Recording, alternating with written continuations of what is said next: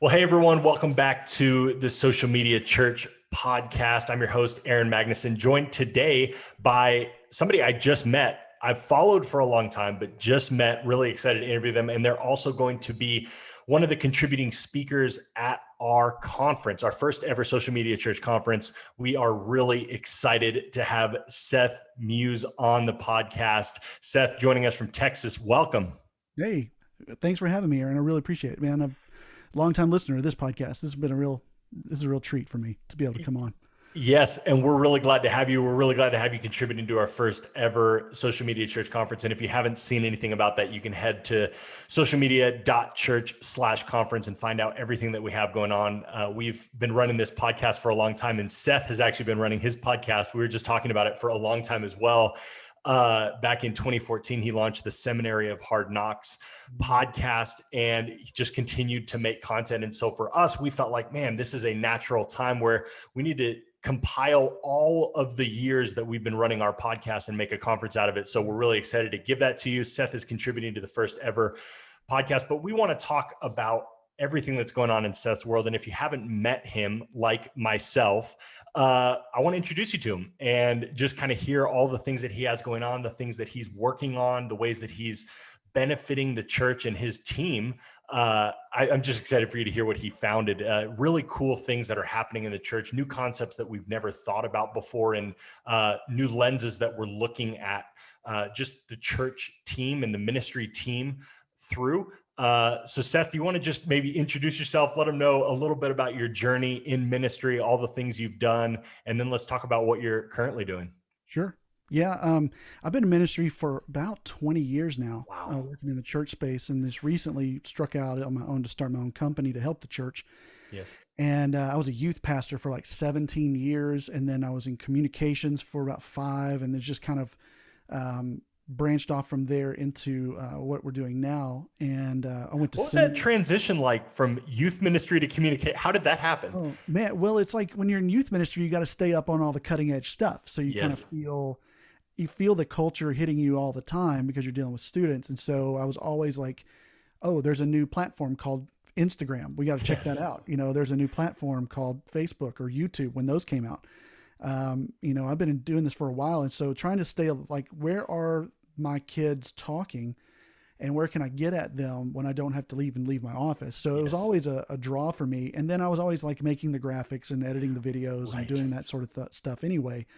And then I was like also leading worship because I, play the guitar and lead worship and lead the band. I've been in bands and just do all kinds of stuff for youth ministry because, if you ever met a youth pastor or been a youth pastor, like you're kind of the only one on the team. You got to do everything most of the time.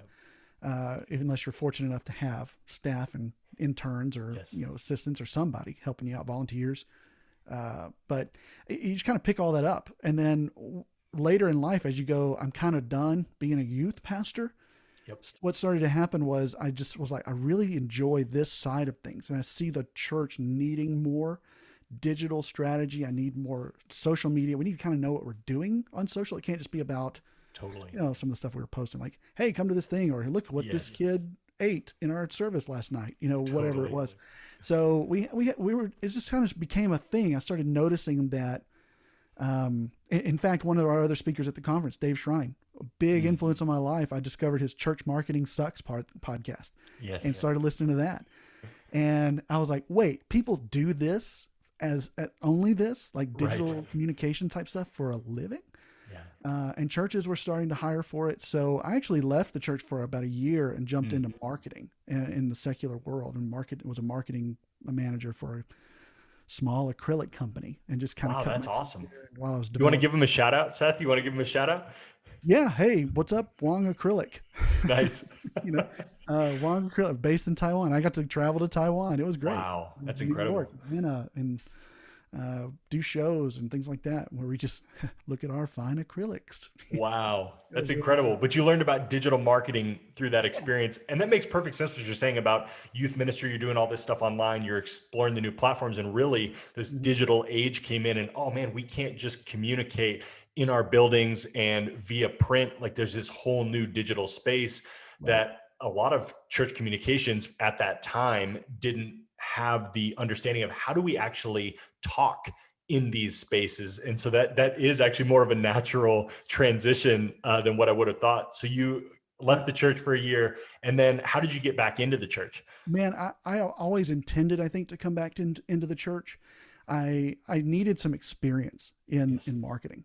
And, in the church world, it's really tough to get a job that you've never had before. Right. And that's hard anywhere, but in the church world, they want like 5 to 10 years experience for you to be entry level on most Yes. things. So it was like really difficult to get into that, get my foot in the door in that space. And a lot of churches weren't offering that job unless it was like a huge church, and then they Yes. wanted the guy who had run his own agency for a while. So it was just starting to take off as like that being a role in the church. And so in about a year's time at this company, I found a small part-time kind of gig at a church doing just social media and a website. And then I had started to launch like my own copywriting company. Oh, wow. And I was copywriting just freelance. And so I was like, well, let's leave this marketing thing and start building my own thing. And so it kind of transitioned from that to I got a job at a bigger church, became a communication director, and just kind of developed all the other things that you've talked about, Seminary of Hard Knocks. And that's kind of where Yes. the idea for Church Comm Team came from, which is what I'm doing now. So it's been kind of a crazy journey, hopping Yes. from one thing to the next. But I'll tell you this, I love being my own boss, man. Yes. Yes. Yeah. And you got a sweet setup there in the office. You got probably some of the guitars that you used to play, and maybe you still do play them. I don't Yeah, know. sometimes. Yeah, Not much, no need, but they're great decoration. that's right. Yeah. You don't ever play a tune on the Seminary of Hard Knocks podcast, do you? No, not yet. Okay. But every, it's always on the table. Yeah, that's right. It could always be on the table. But you were letting me know that you started that podcast back in 2014. Where what inspired, and you kind of alluded to this earlier, what inspired you to start the podcast or even think, hey, I should do that? Because that really is, this podcast was started. We just interviewed DJ Chuang. DJ started this podcast in 2013. Yeah. And so, yeah, our two podcasts, very long running, still going. And obviously, and we're still having the conversation. You should start a podcast in 2021. That would be a good use of your time and a good strategy. What prompted you to start way back in 2014? And kind of what's the journey been like of keeping that going? What have you seen? What's it been like? Yeah. Well, actually, I started a blog. Okay. And I Yes. was meeting with a friend of mine who is also, he's a marketing guy and he's an ex-youth pastor. Okay. And he started to tell me like, you know what you should do, Seth? You should start a podcast. And I was like, why? And he goes, well, think about it. For the last 15 to 20 years, 17 years or so, you have spoken every week for a living. Like you've been a presenter. And he said, I was the same way. Somebody said this to me, so I'm going to say it to you. Get in a room, put up a mic and record and talk about something you're passionate about and see what happens. That's what I did. I had my first 3 episodes recorded in about 45 minutes. Wow. And he was like, I've loved it. It's been a great way to connect. And so I was like, all right, I'll try that. So I started looking around and like, I was trying to answer questions that were coming up in the church communications Facebook group. That at the time only had about 1,500 people in it. That's crazy. That's crazy. Like way back in 2014. Yeah. Yeah. And so I was getting to know people, like some of the people now who like make stuff, Yes. like Katie and Kenny and Wes Gay and, Rob Lauder, just people that you're Niels and like in you and there's just people in there that were, there were people asking questions and there were people giving advice. And it was a small knit group, it worked pretty good, at the time. And so I would just go answer questions and ask questions. And from there, I was like, literally, I just combed through those groups and ask and see what people were asking. And I'd go make a podcast about it. Yes.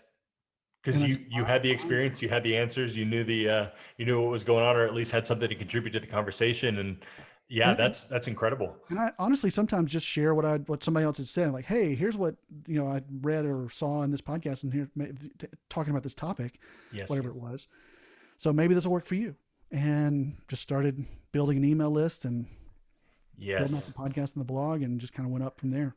So important. Yeah, that email list you talk about. And another thing that we're still talking about in 2021, just the importance of owning your own audience. And you could lose any of your social network following at any time. And so it's really important to transition that audience, no matter what your context is, no matter what your ministry is. How are you getting people into your database so that you can continue to add value to their lives in a really personal way. Texting is another great list to build as well. But Seth, I'd love to transition from the podcast, or maybe I don't even know if this is the transition that happened, but you've started, and can I call you the founder of the church comm team with your buddy? Do you want to let everybody know what that is and maybe how that even came about? How did you think to found this company? Yeah. So when I was a communication director, I was doing a lot of work at my one church, and I still had Yes. the podcast, the blog, and I was talking to other churches. And, I'm just noticing that the things that I was doing for my church, a lot of people struggled with, because I had a team and we had structure, and Yes. I'm a strategic thinker, and I like to have people to delegate to, but also being frustrated with the trappings of being on church staff. I don't think that's for me. And I think for 20 years, I've tried to make that me, and that's really not me. And I've always wanted to start my own thing, my own company, be my own boss, that kind of thing. So I'm just having lunch with my friend Paul Fleming from Church Inc. And Paul has run a couple of successful businesses. And we were just kind of brainstorming, just kind of talking about church comms and the way the world was. And we were kind of talking, like, is it possible, you think, to start a company where we actually can remotely serve churches by managing their communications team, or all the communications of their church ourselves for them?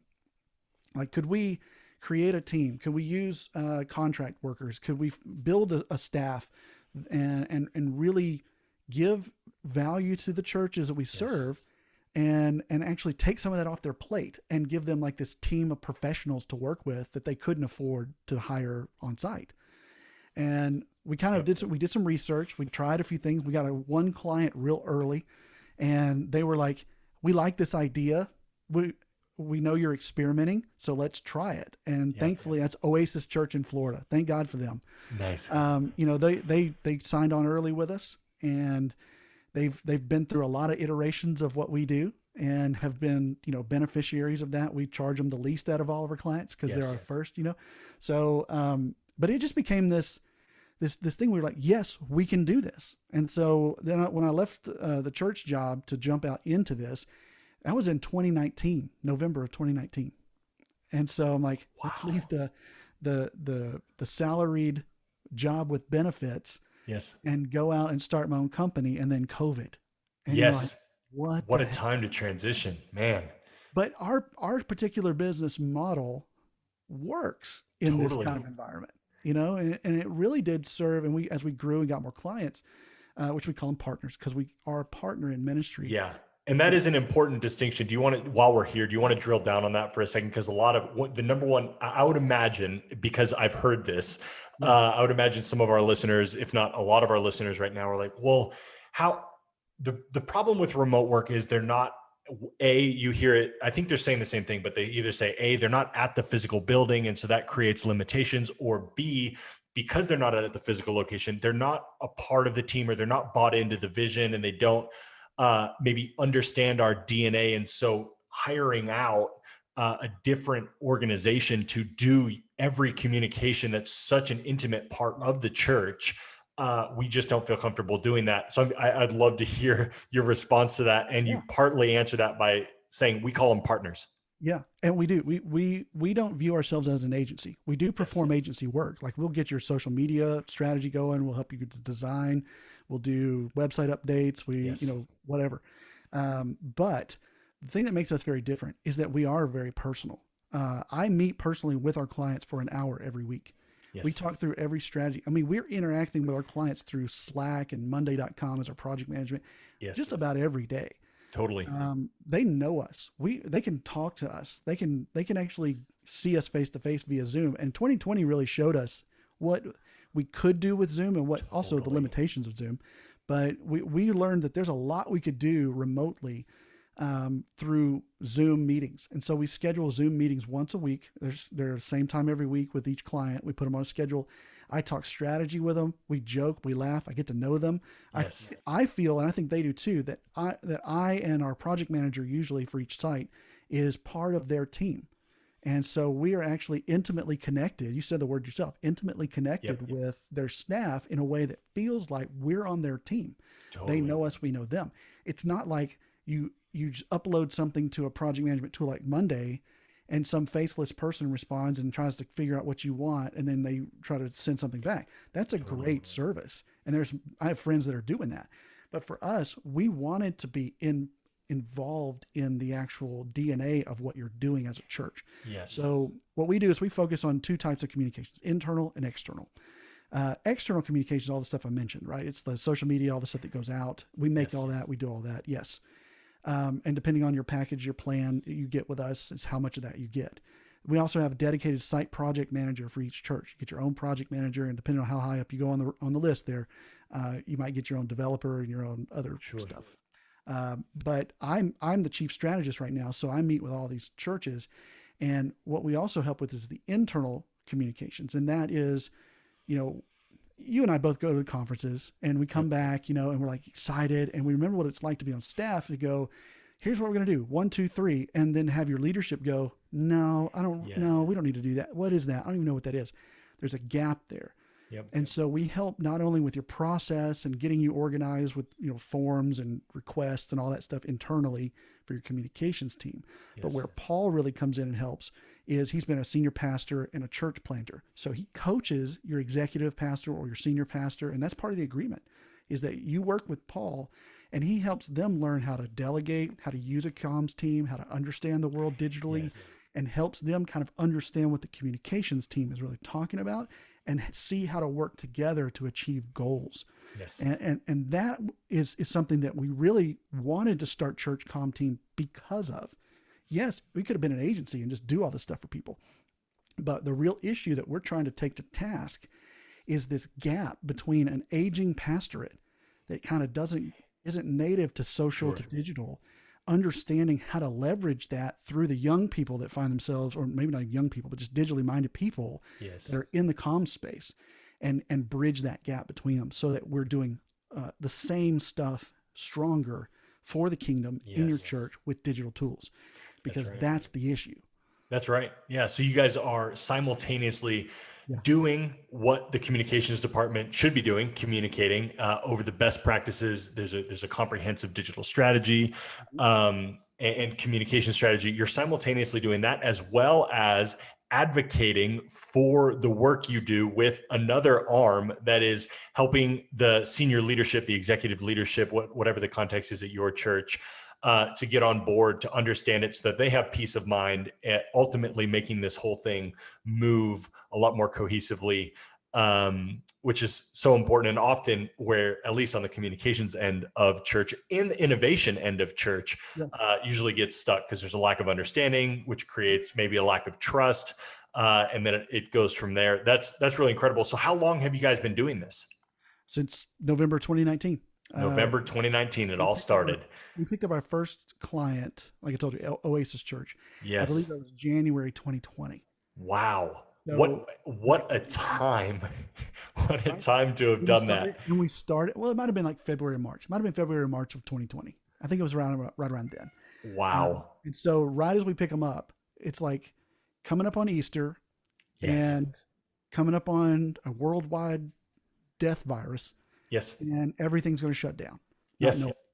So we had to adapt. We even tried to start with this, hey, we'll do Easter for you. And we got one person, we made a bunch of plans just to try some things, and it just went to garbage. And we were like, oh, what do we do?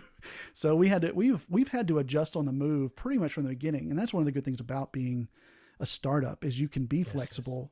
And you can make movements and adjustments, whereas a large church is more like turning the cruise ship. It's like it takes a little bit of time to get things moving in a direction. So one of the things we like to do when we come in with a client is we kind of assess what's going on, try to get to know them really well.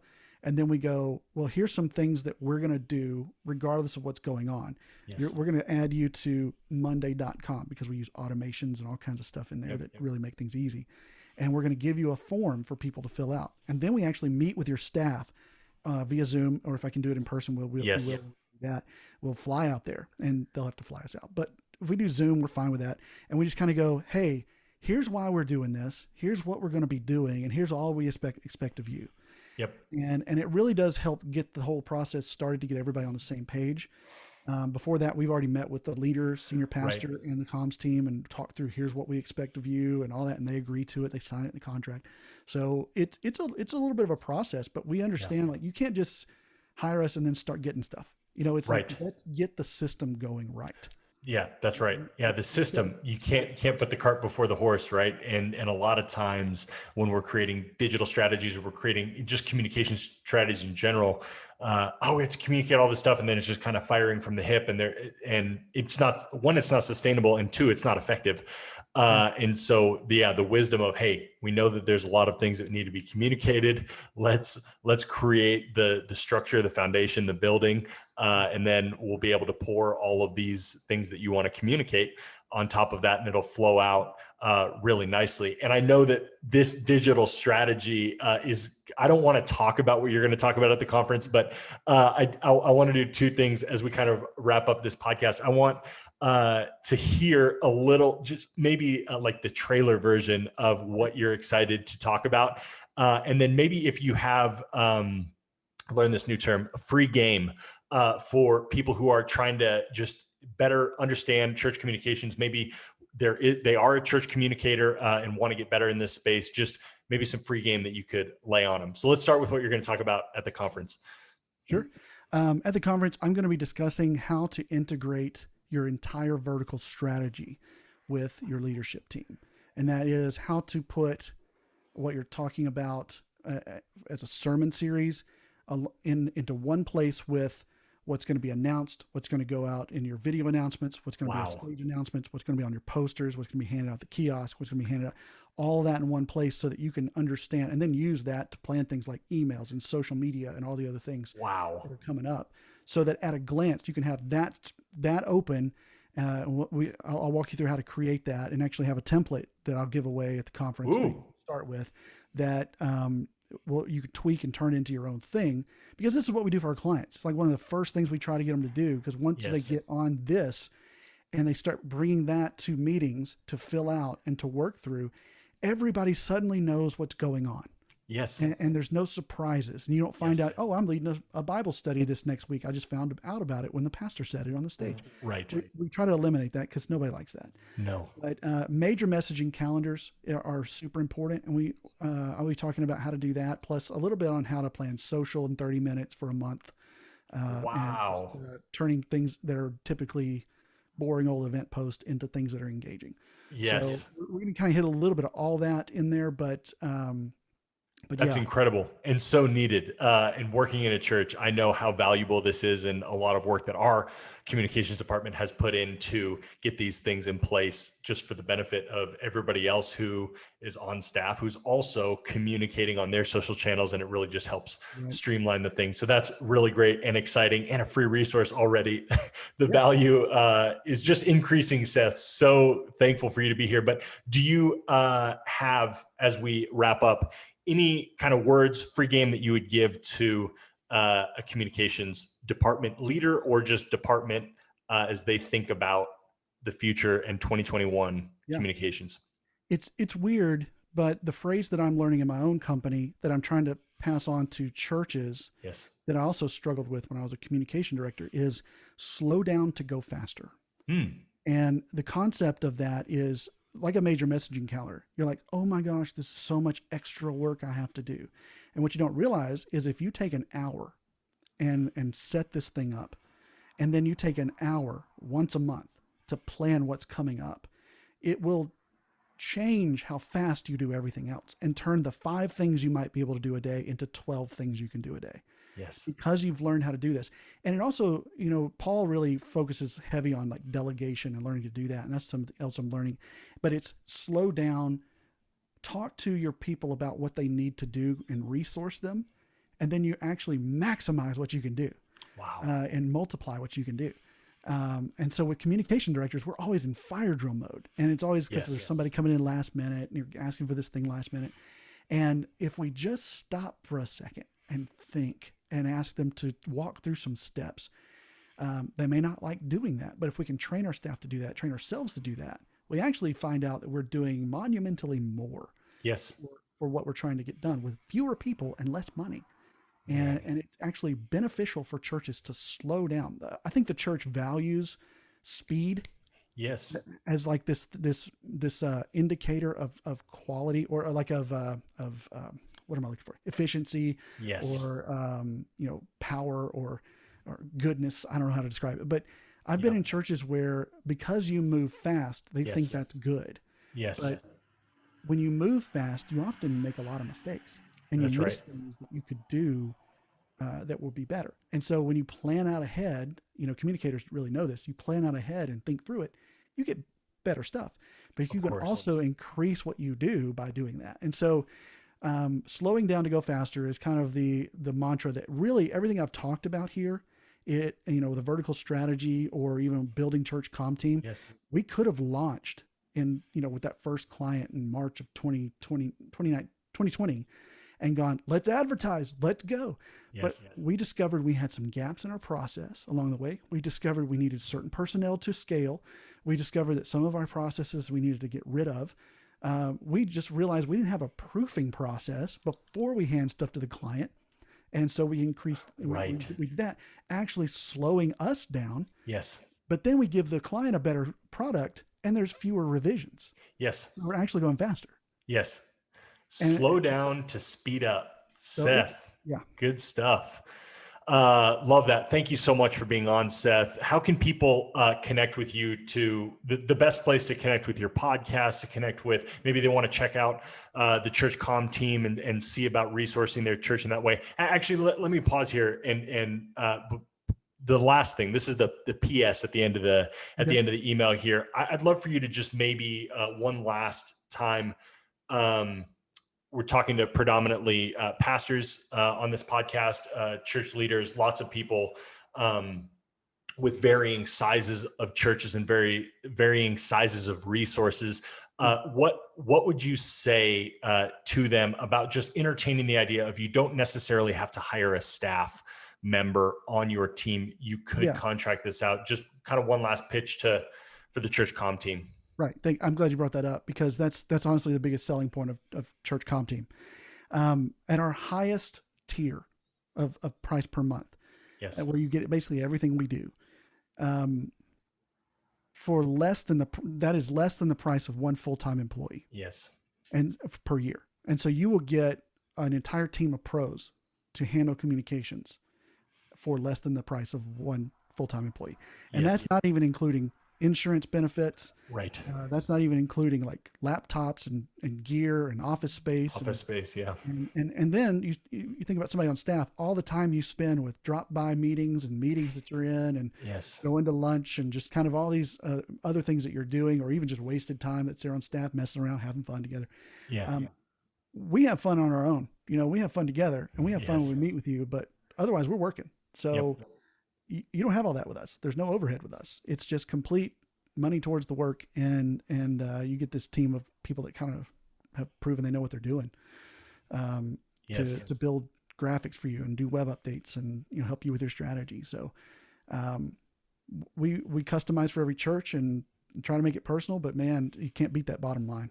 Yes, absolutely. So whether you're a team of just a handful or a large team looking to improve upon this area, we would love for you to check out, and can't recommend highly enough Seth and his team at the church comm team. But yeah, go ahead, finish, Seth. Where can people find out about you? Where can they connect with you if they just want to follow along on your journey? Yeah. If you want to connect with Church Comm Team, it's churchcommteam.com. That's the easiest place to find us. You can find our prices and get in touch with us. And we'd love to talk to you about what we can do for your church. You call us up, we'll send you a proposal. After I'll meet with you and talk with about what you need. And then I will send you a proposal and meet with your team and get started. We usually can have a church up and running in 2 weeks. So we're fast, and we'll get things moving, and we'll start getting those early wins. So churchcommteam.com is a great place. But if you want to look at the podcast, you can search me on iTunes. Just go to sethmuse.com, and you can find all my Facebook handle, Instagram handle, YouTube, podcast, blog, everything is there as well. That's fantastic. Well, you guys heard it here first, Seth. Thank you so much for taking time to be on the podcast and taking time to contribute to our first ever conference. And again, if you guys want to hear Seth at that conference and hear about that vertical strategy, as well as get the free resource that he's already promised, which is just so incredible, you can go to socialmedia.church/conference, find out all the information. It'll be July 13th through 15th. And I actually love that you said slow down to speed up, because if you set time aside, Nils and I are very passionate about this. When you implement these strategies that all of these not just church leaders, but digital leaders for the church that are contributing to this conference, like Seth, when you implement these strategies, your ministry online and on social media is amplified. And so slow down, take time for those 3 days, really invest and dig into we almost have 50 speakers contributing to this. There's going to be so many great ideas, so many ways that your church is going to be benefited for a fraction of the price. Especially right now, we have an early bird, just $30. So make sure you head over to socialmedia.church/conference. It's the first ever. We would love to have you. And we're going to continue doing this podcast. We're in the middle of this series where we're just interviewing and letting you get to know the speakers who are going to be making up this conference. So again, Seth, thank you for being here. And my name is Aaron. I'm one of the hosts here on the Social Media Church podcast, and we'll catch you again next time.